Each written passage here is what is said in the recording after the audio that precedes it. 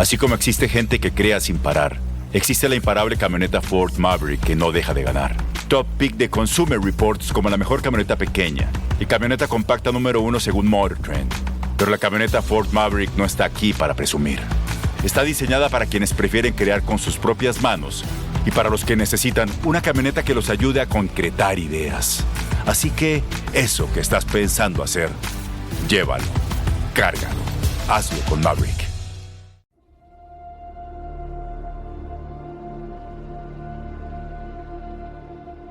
La luna deslumbrante asoma entre los árboles. La oscuridad de la noche lo inunda todo y una tenue niebla comienza a aparecer. Adéntrate en el bosque, busca el árbol viejo, siéntate a su lado. Ponte cómodo, cierra los ojos y escucha la historia que traen hasta ti las criaturas de la noche. Bienvenidos. Estos son los cuentos del bosque oscuro.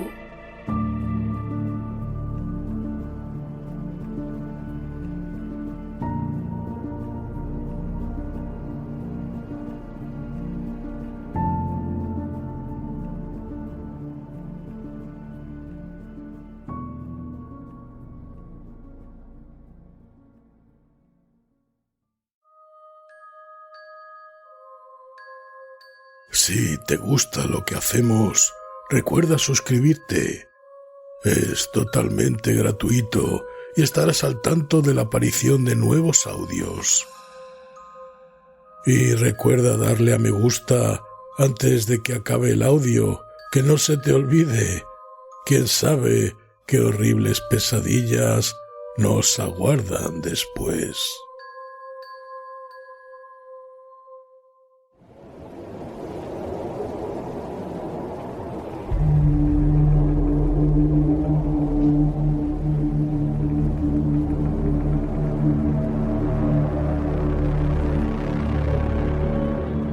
Ecos de vidrio negro,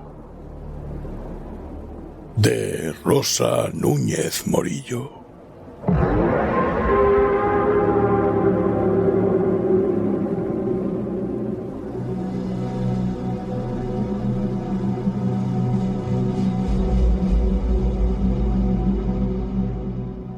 Adagio. Nunca me ha angustiado la carencia total de talento en lo que al arte se refiere, sobre todo teniendo en cuenta que lo bello se puede comprar, ya que la torpeza no supone un impedimento para el gusto. Esa ha sido la razón de mi existencia desde que asumí la derrota: proteger, preservar y entregarme al mayor de los placeres que conozco, la música. Dicen que tiene el poder de calmar a las fieras. Desde luego, me ha ayudado muchas veces a contener a la bestia con que me ha tocado convivir. Y como no puedo saldar esa deuda de arte que tengo, como mis manos no son capaces de arrancar ni un lamento del más simple de los instrumentos, he convertido mi hogar en un templo para estas herramientas que logran traer a la realidad mundana un fragmento de divinidad. Fue así como llegué hasta ti, porque los objetos que no se utilizan para el fin por el que se los ha concebido mueren de hastío. Es un crimen guardar un Stradivarius en una vitrina, una auténtica atrocidad que el Bonjour se consuma en el silencio de un estuche dorado en una cámara climatizada. La madera, las cuerdas y las teclas necesitan de la carne, un toque de humanidad. Me había preparado para conocer a la gloriosa Leonor Davies. Es parte de la magia antes de conseguir un nuevo tesoro con el que hacer crecer mi colección. Leer la historia del instrumento en cuestión, investigar sus viajes, las manos por las que ha pasado y los cuentos que ha alimentado. Todo ese misticismo que arrastran a través del tiempo. Aunque suelo prestar mis piezas a músicos de renombre para deleitarme con sus actuaciones en público, reconozco que me guardo esas primeras veces para mi cámara privada, hasta que necesito compartir el éxtasis que su sonido me produce. Lograr que alguien de la talla de Leonor interpretase única y exclusivamente para mí podría considerarse una hazaña digna de héroes. Por eso, cuando te vi aparecer por la puerta de mi sala de conciertos, no pude disimular la decepción que me provocó y tuve que esforzarme, modular la ira en mi voz para hacerla soportable. ¿Quién es usted, señorita? Lo odié todo de ti antes incluso de que abrieses la boca. Ese cabello rubio, apagado, insulso, que te caía recto sobre las clavículas con el pesado flequillo ocultando tus cejas, robándote la expresividad. Tu piel blancuzca, que rayaba en lo enfermizo, carente de maquillaje, salvo un vulgar rubor sobre las mejillas para intentar aparentar algo de vida. El suéter negro de cuello cisne, barato, que se adivinaba bajo la gabardina de cuadros. Una burda imitación de elegancia. Los zapatos sencillos sin tacón, tan insípidos como tú. Esperaba el esplendor de Leonor, esperaba encontrar a Euterpe hecha carne. Y tú eras poco más que un fantasma. Mi nombre es Cecil y mi tía abuela me ha pedido que la sustituya en esta ocasión, señor Hawthorne, pues se encuentra indispuesta y comprende lo difícil que es encontrar a alguien que pueda equiparar su habilidad. Si la señora Davies está enferma, puedo esperar a que se recupere. Tu voz apagada y temblorosa me hizo desconfiar aún más. ¿Cómo iba a depositar mis esperanzas en alguien que era a la musicalidad lo que las gachas a la cocina? Recuerdo tus manos aferradas al asa del bolso de plástico, los nudillos rojos por el ímpetu. Oh, no lo entiende, señor Hawthorne. Alzaste los ojos castaños, cómo no, con algo que deseaba ser determinación, pero que apenas llegaba a intención. Mi tía Leonor tiene leucemia, fulminante. No va a mejorar. Si no ha cancelado su cita con usted, es porque se ha debatido hasta el último momento, porque sabía que, si le decía que no, supondría asumir que no podrá tocar nunca más. Te observé con detenimiento entonces, mientras intentaba hacerme a la idea del alcance de tus palabras. Tu actitud, retraída en extremo, hubiera sido esperable quizás de una niña, pero resultaba incómoda tratándose de una mujer adulta. Lo achaqué al dolor tan hondo que había teñido cada frase pronunciada por tus pálidos labios. Qué decepción hubiera sido hacer venir a Leonor para encontrarme con una vieja enferma desposeída de todo esplendor. Qué desilusión suponía para mí tenerte en su lugar. Si lo prefiere, puedo marcharme. Aventuraste, y ese fue tu error. Porque dejaste entrever que las circunstancias te desagradaban tanto como a mí.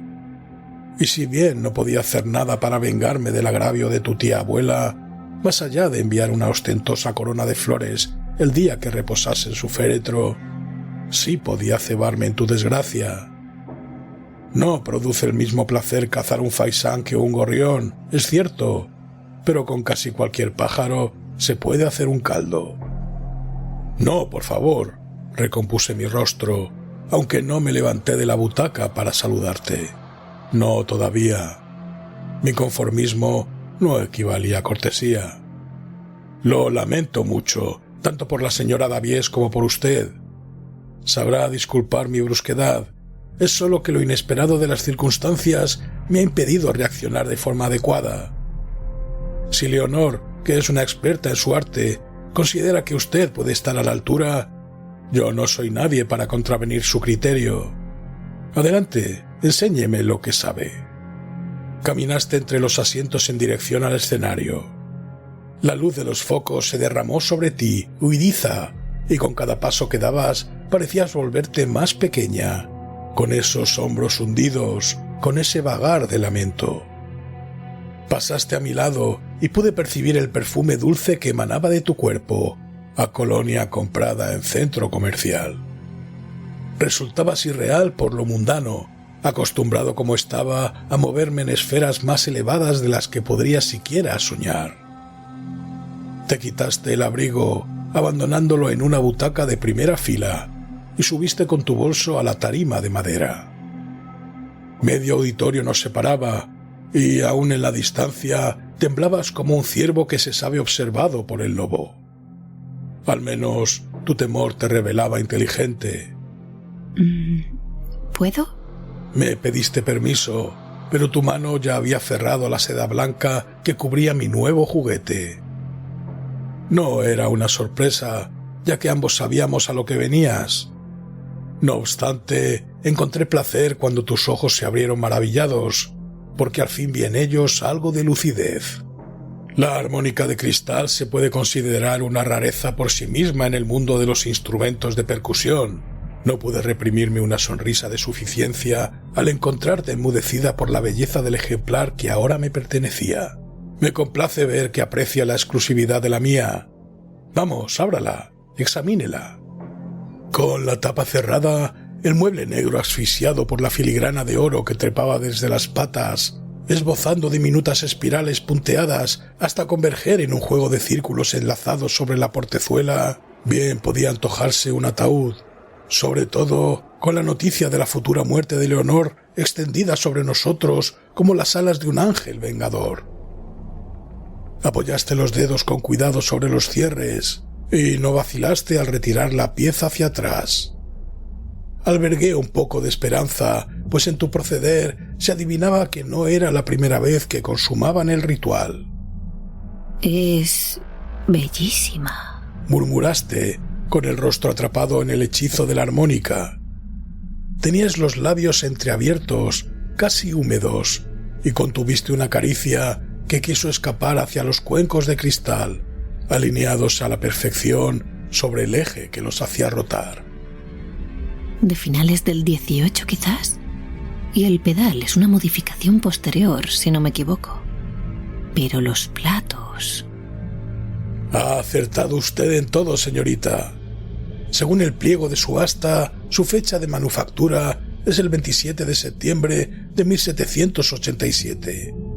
El mecanismo giratorio del pedal se le instaló en diciembre de 1801.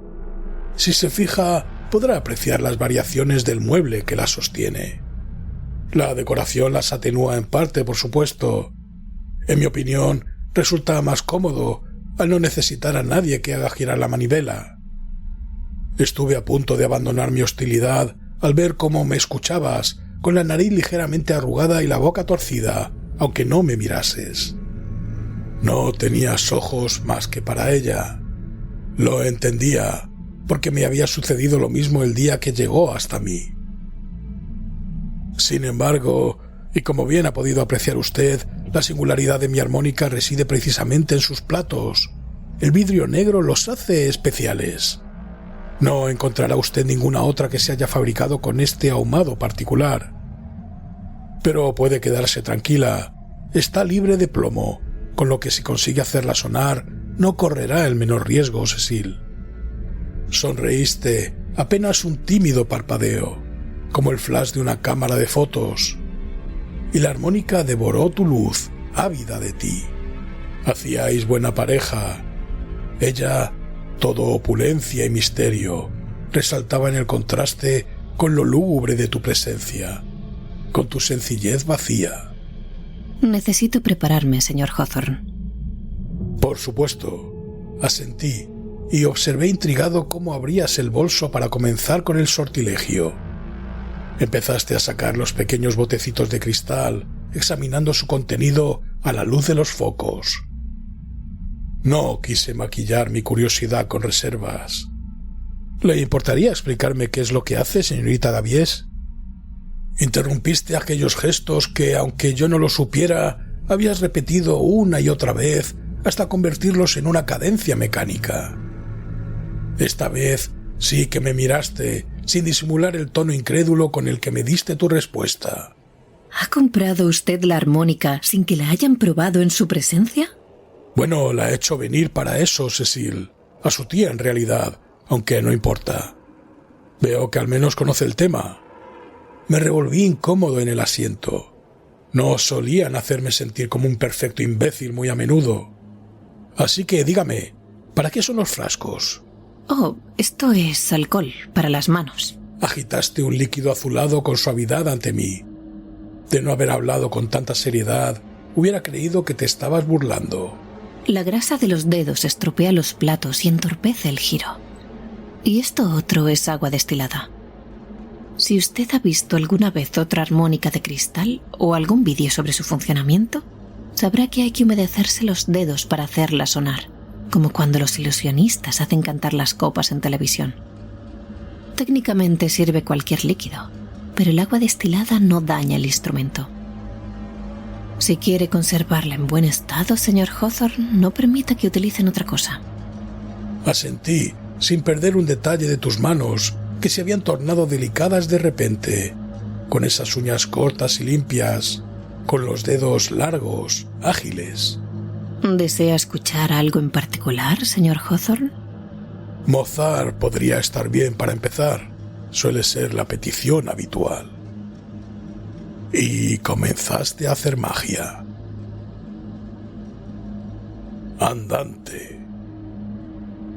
Recuerdo que en aquella sesión recorriste los habituales, el adagio de Mozart, las composiciones de Beethoven, el aria de Lucia di Lammermoor, y la música brotó dentro de mi cráneo como una flor de cristal negro, inundándolo todo con ese sonido etéreo que borró cualquier astilla de resentimiento hacia ti que hubiera atravesado mi alma. Desapareciste, convertida en un esbozo que arrancaba una nota tras otra de esas manos blancas hechas para recoger estrellas. Podría decir que admiré tu paciencia, que me sentí maravillado por tu pericia, pero estaría mintiendo porque no existías mientras hacías sonar la armónica. Creo que has sido lo más cerca que he estado de conocer el amor, aunque no fuera hacia ti, sino hacia esa caja de ébano que parecía contener todos los sueños de la humanidad grabados en su eje. Os escondí del mundo a las 2. Reservé cada tarde de jueves, liberándola de reuniones, de eventos, de conciertos, de citas y de decisiones importantes. Estaba dispuesto a arrancarte de tu vida para mí. Por fortuna, no me hiciste suplicar. Pagué el tratamiento de Leonor hasta el último suspiro de su boca marchita, y tú seguiste tocando, mes tras mes, con una entereza admirable. Adoré tu Tchaikovsky, estremecido por la belleza del hada de azúcar que desplegaste ante mí. Estrangulaste mi corazón con alguna pieza de Strauss, y te marchabas después sin hablar casi, sabiendo que necesitaba recuperarme, que no me quedaba aliento siquiera para despedirme de ti. Asumías que nos veríamos de nuevo sin necesidad de consultar agendas. El mundo perdía color cuando cerrabas la tapa, y yo sabía que no lo recuperaría hasta dentro de una semana. Pero tu música me acompañaba en las noches cuando cerraba los ojos y me hacía soñar con el humo negro que adornaba los platos. Podría haberte destruido, como sucedió con otras muchas intérpretes que habían tocado para mí, de las que me encapriché por una razón u otra. Me era sencillo hacer que se enamoraran. Comprendía su arte mejor que la mayoría y se enternecían por la condena de mi falta de habilidad. Sin embargo, siempre he tenido una mente inquieta, volátil. Me aburría con frecuencia de su compañía, así que las hacía pedazos cuando me sentía fatigado por su presencia. Porque en realidad no me importaba en lo más mínimo, más allá de un instante compartido, embriagado por la música que habían creado para mí. Tú estabas a salvo solo porque eras invisible. La armónica giraba y giraba como un truco de ilusionismo, como si se bastase ella sola. Y tus dedos acariciaban los platos con tanta naturalidad como yo respiraba. ¿Quiere escuchar algo nuevo, señor Hawthorne? Había apagado los focos aquella tarde. La luz naranja del otoño descendía sobre vosotras al atravesar la claraboya del techo, impregnándoos a ambas con un halo de divinidad. ¿Nuevo? ¿Se refiere usted a alguna pieza actual, Cecil? Me había ido acercando al escenario concierto tras concierto embelesado por tus pequeñas costumbres, como si de verdad pudiera comprender cómo hacías vibrar el cristal, hasta acabar en primera fila. Algo propio, si le parece bien. Tu mirada esquiva apenas buscó la mía antes de volver a la armónica. En realidad no está terminado. Me falta el tramo final. Y le advierto que es la composición de una profana. Pero, si le soy sincera, ahora que Leonor no está, no sé con quién más podría compartirlo. ¿En qué momento tu voz había adquirido esa dulzura de soprano? ¿Cuándo tus cabellos se enredaron en hilo de oro sin que pudiera advertirlo? El suéter marrón se ceñía sobre los brazos largos, acariciando tus hombros, la línea de tus clavículas. Y aún así me encontraba tan inmerso en ella, en mi armónica, que solo te percibía como un cuadro lejano, oscurecido por una pátina de tiempo. Me encantaría escucharla, Cecil, lo que fuera para que siguieras tocando. Estaba dispuesto a arriesgarme a un ejercicio de mediocridad, convencido de que la armónica podría purificarlo. Fue una cuchilla que hendió la realidad, un puñal ensartado entre mis costillas que arañó mis pulmones con su filo hasta que el aire escapó de ellos, robándome la vida. Las notas hormigueaban por mi piel en ráfagas, creando un espejismo de constelaciones negras como arañas en el dorso de mis manos.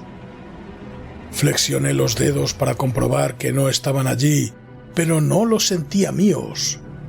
La música me envolvía, manaba de ti igual que una plegaria sollozada a la noche.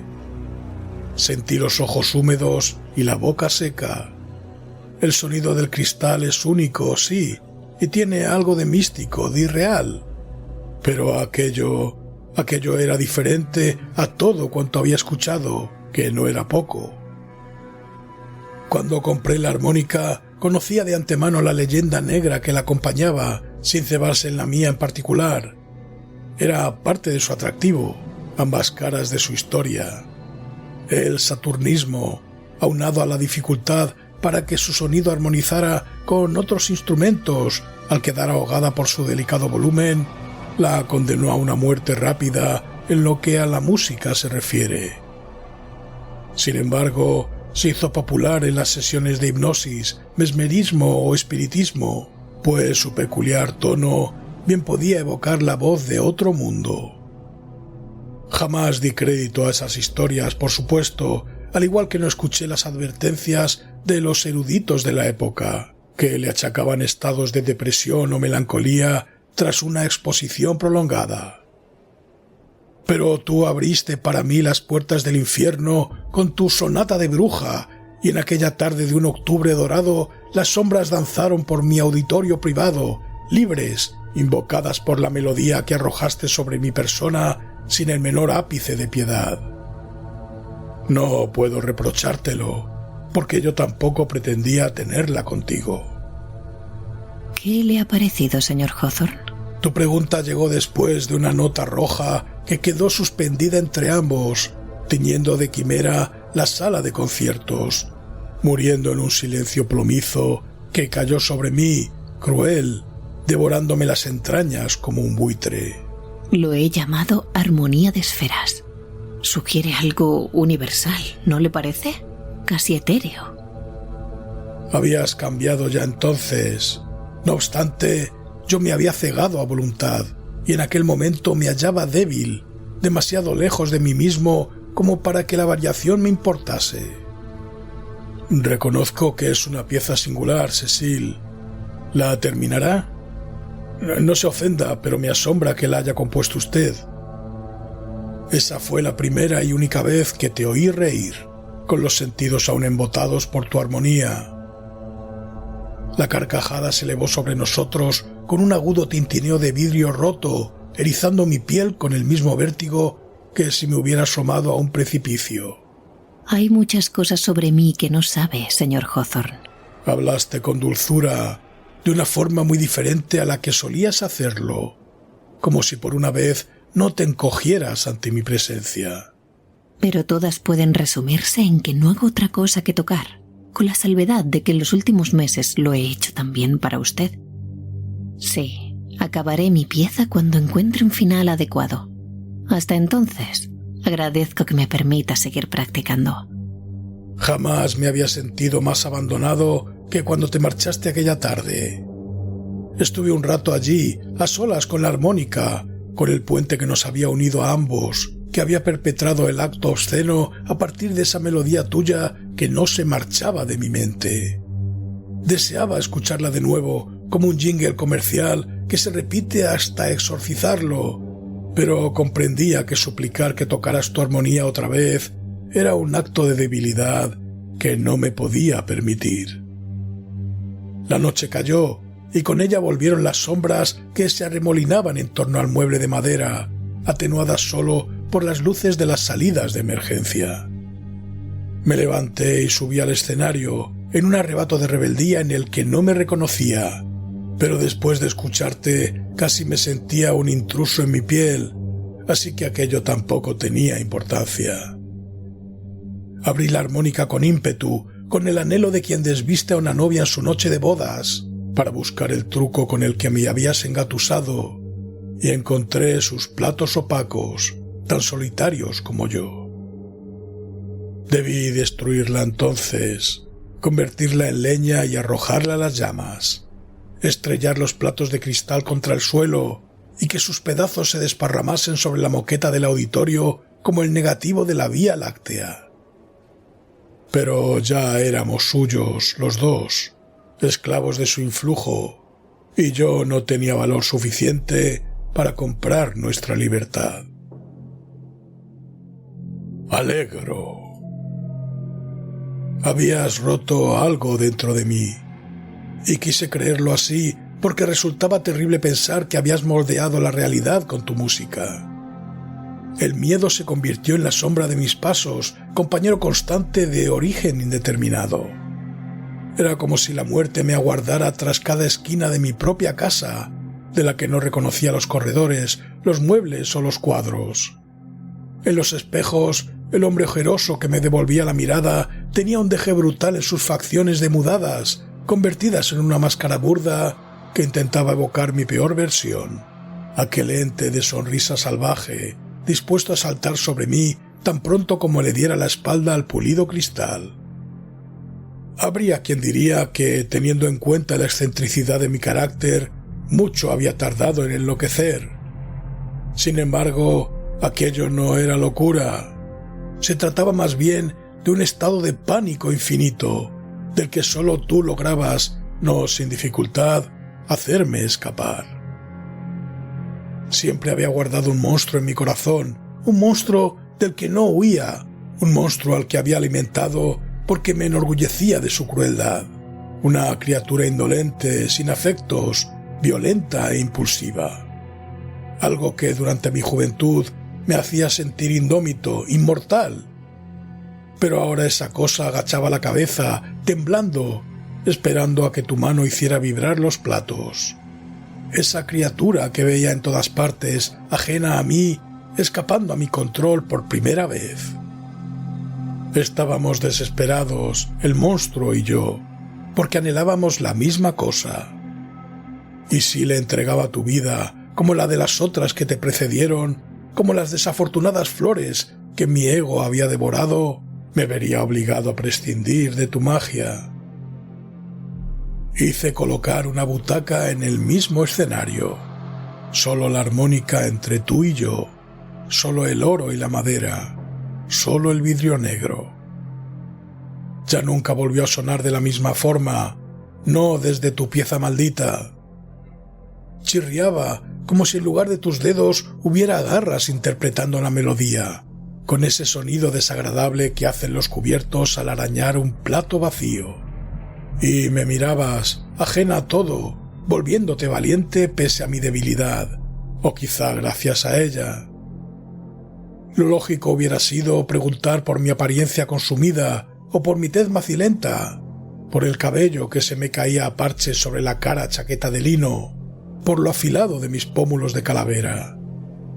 Y, sin embargo, me entregabas esa sonrisa desvaída, ese silencio que desprecié al principio, pero que se convirtió en bálsamo con el que aliviar mi sufrimiento. porque cada nota dolía, Cecil, como una aguja enterrándose bajo mi piel, como un insecto mordiéndome los tímpanos para hurgar dentro del cráneo con libertad.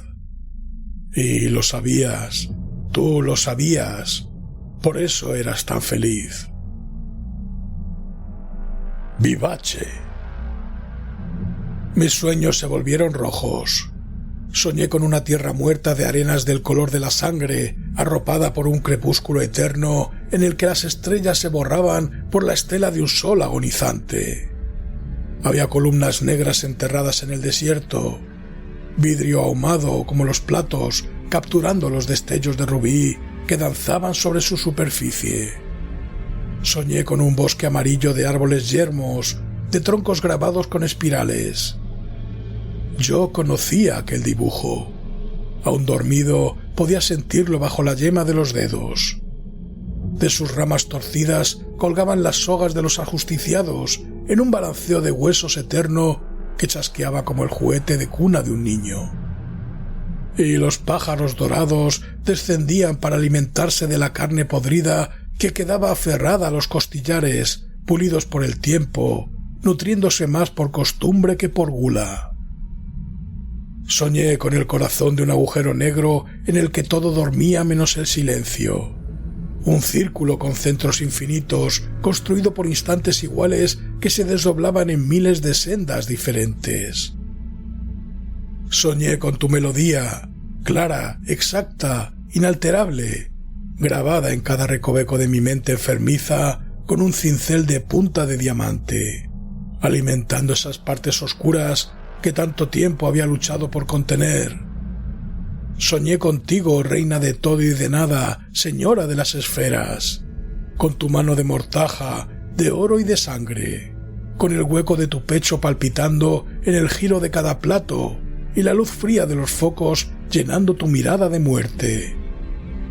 Te supe vagabunda de realidades y sentí tu hambre. La hice mía. Y desperté ahogado en mis propias lágrimas, lágrimas negras, rojas y amarillas, lágrimas densas como brea, ásperas como ceniza. Desperté llorando igual que un niño atravesado por tu ausencia. Al fin sabía lo que tenía que hacer. Por fin podía ayudarte a acabar tu pieza. Presto. Subes los escalones del escenario con cierta elegancia. El satén borgoña del vestido susurra sobre tus piernas desnudas, dibujando una arruga suave al plegarse en torno a tu rodilla. Hay luz en tu rostro, luz propia esta vez, que procede de tu sonrisa maravillada. Y esa luz compite con el resplandor cálido de las velas que iluminan hoy nuestro momento robado al universo, adornando el escenario para convertirlo en altar, porque es el círculo donde todo converge, donde el tiempo comienza y acaba. ¿Todo esto es por mí, señor Hawthorne? Ya sabes la respuesta. Sí, es por ti. Es por ella. Es por nosotros tres, por este oscuro vértice del que tú y yo formamos parte y que confluye en la madera, en los dibujos dorados de círculos y espirales, en el vidrio negro. ¿Y por qué no? Respondo, jugando a ser encantadoramente indiferente. Aguantas mi mirada famélica sin perder la alegría. Avanzas hacia la armónica y por ende hacia mí, y por un momento te sigo creyendo ingenua, ajena a todo. Al fin y al cabo, viene usted ataviada para la ocasión, Cecil. Es cierto que hoy no puedo ocultarle mi alegría, aunque ahora me sienta tan ridícula como si vistiera un disfraz. Llevas el cabello recogido con elegancia. Desde aquí puedo ver la línea suave de tu cuello, el triángulo de piel que protege tu yugular palpitante. Por fin he conseguido terminar la armonía de esferas.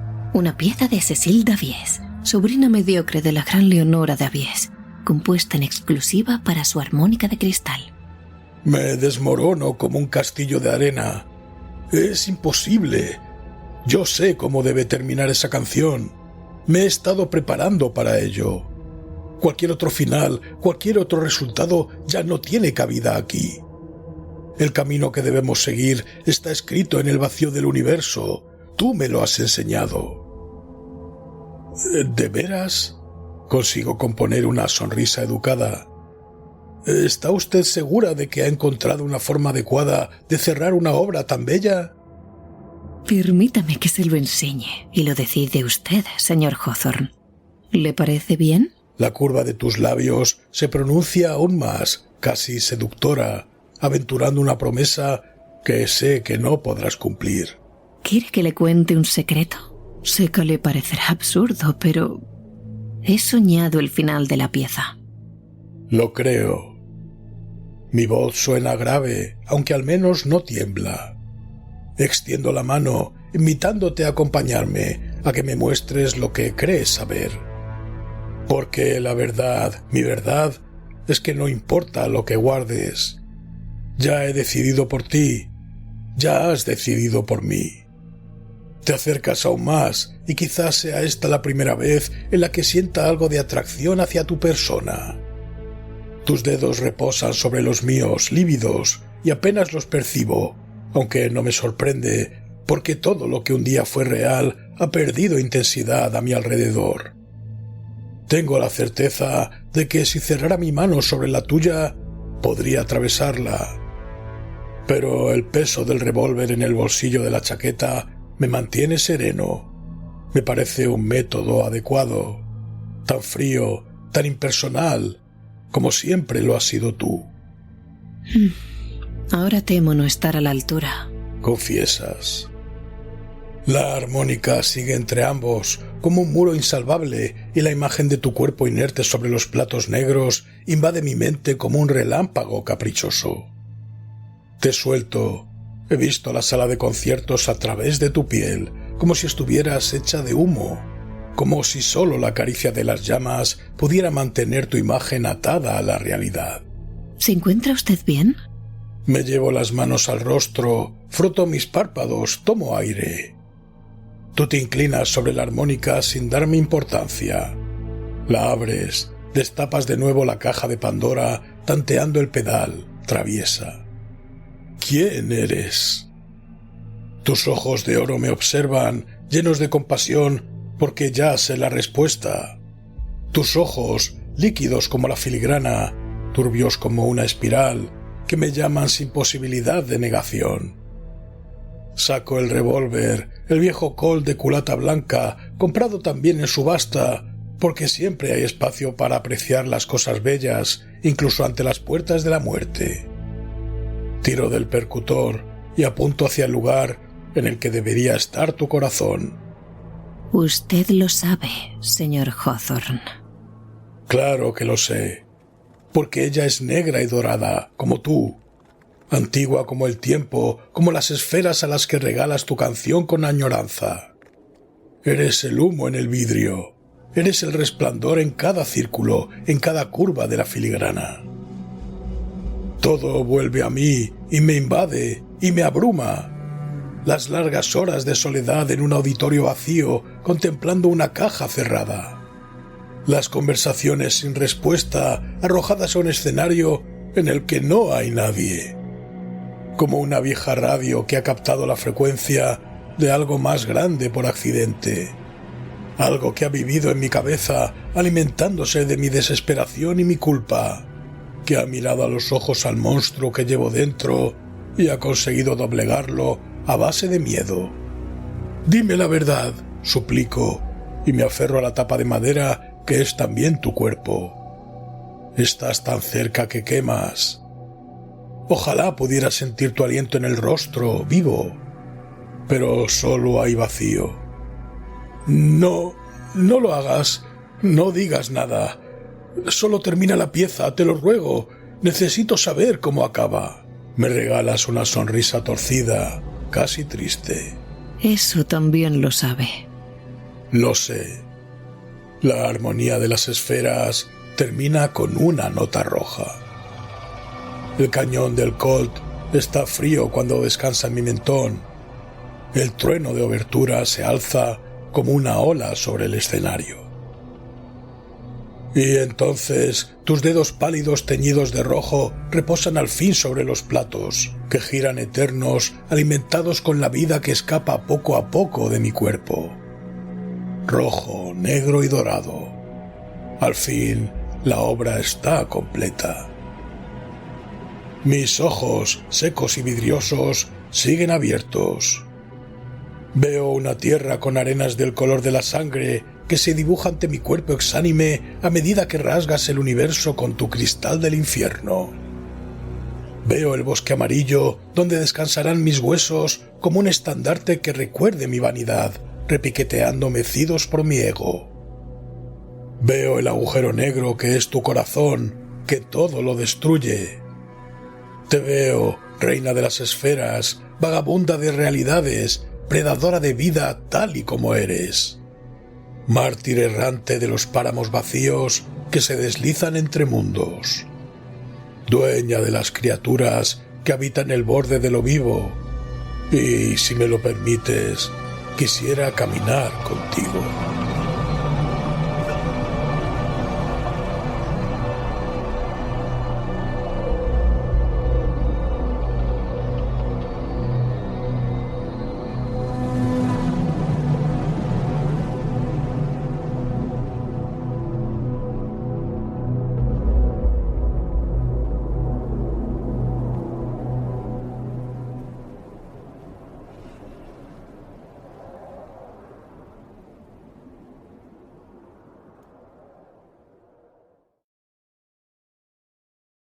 Así como existe gente que crea sin parar, existe la imparable camioneta Ford Maverick que no deja de ganar. Top pick de Consumer Reports como la mejor camioneta pequeña y camioneta compacta número 1 según Motor Trend. Pero la camioneta Ford Maverick no está aquí para presumir. Está diseñada para quienes prefieren crear con sus propias manos y para los que necesitan una camioneta que los ayude a concretar ideas. Así que eso que estás pensando hacer, llévalo, cárgalo, hazlo con Maverick.